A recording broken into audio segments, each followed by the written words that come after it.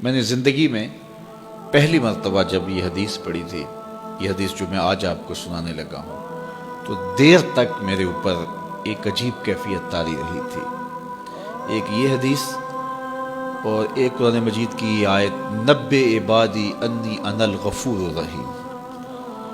وہ اعتکاف کے دن تھے کہ تلاوت کرتے کرتے میں جب یہاں پہنچا تو اس آیت کا ترجمہ یہ ہے کہ میرے بندوں کو بتا دیجئے کہ میں غفور بھی ہوں، میں رحیم بھی ہوں۔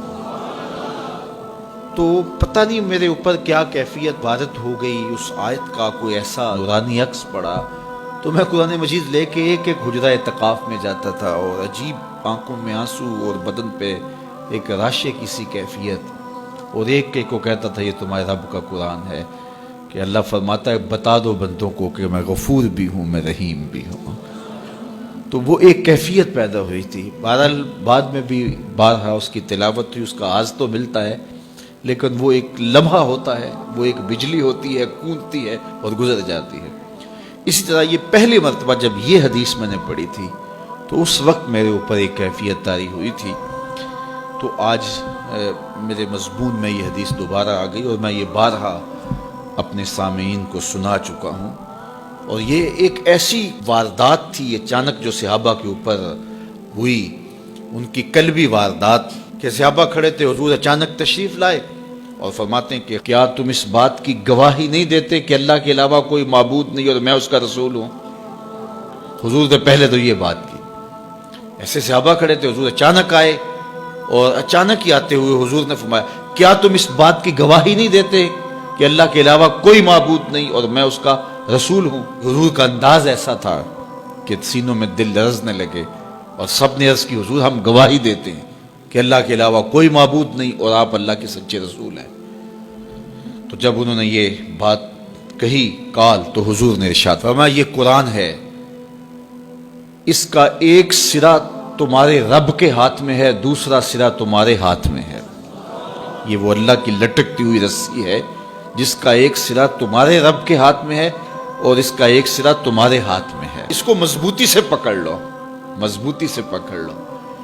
دیکھیے یہ کیسا ایک تصور ہے اس کی معنویت، کہ اچانک حضور نے آ کے کہا گواہی دیتے ہو کہ میں اللہ کا سچا رسول ہوں؟ مطلب کیا جو میں کہوں گا وہ سچ ہی ہوگا جب تمہیں یہ گواہی ہے؟ تو انہوں نے کہا کہ ہم گواہی دیتے ہیں۔ کیوں نہیں ہم گواہی دیں گے، آپ اللہ کے سچے رسول ہیں۔ تو فرمایا سنو، یہ قرآن جو ہے یہ اللہ کی وہ لٹکتی ہوئی رسی ہے جس کا ایک سرا تمہارے رب کے دستے قدرت میں ہے اور دوسرا سرا تمہارے ہاتھ میں ہے۔ اس کو مضبوطی سے پکڑ لو، اس کو چھوڑنا نہ۔ اگر تم اس کو مضبوطی کے ساتھ پکڑو گے تو تم کبھی بھی گمراہ نہیں ہوگے۔ اس کتاب کو تھام لو گے تو کبھی بھی گمراہ نہیں ہوگے۔ گمراہی سے بچنے کی ضمانت یہ کتاب ہے، ہلاکت سے بچنے کی تدبیر یہ کتاب ہے، اور اللہ جل شانہ سے باطنی ربط کا ذریعہ یہ کتاب ہے۔ حضرت امام احمد بن حنبل کہتے ہیں کہ میں نے ایک دن اپنے رب سے کہا کہ مالک مجھے اپنی محبت عطا کر، تو اللہ نے اتنی محبت عطا کی کہ مجھے زوال عقل کا اندیشہ ہو گیا کہ محبت کی فراوانی سے کہیں جنون نہ ہو جائے۔ تو پھر میں نے کہا مالک مجھے اپنا قرب عطا کر دے، مجھے محبت دی ہے تو اپنا قرب بھی عطا کر۔ تو آواز آئی میرا قرب چاہتے ہو تو قرآن پڑھا کرو۔